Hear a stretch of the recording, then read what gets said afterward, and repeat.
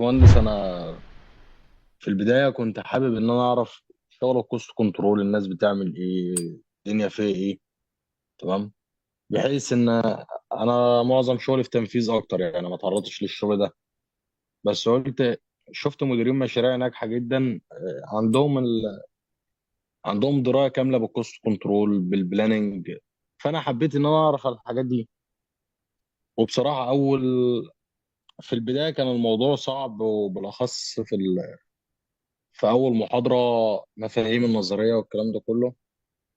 لكن بعد كده لما جينا نبدا في الاستيميشن حقيقي انا حسيت ان في اختلاف رهيب.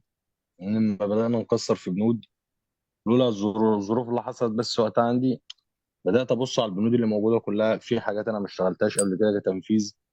بدات ان انا اتطرق ليها، بدات اجيب تليفون يشتغل على ناس زمايلي اكبر مني مشرفين يشتغلوا معايا. بدات اعرف طرق تنفيذ البنود ديت ايه، وليه وازاي، ومشاكلها في ايه، عشان اما اجي اعمل استيميشن وعلى درايه كامله.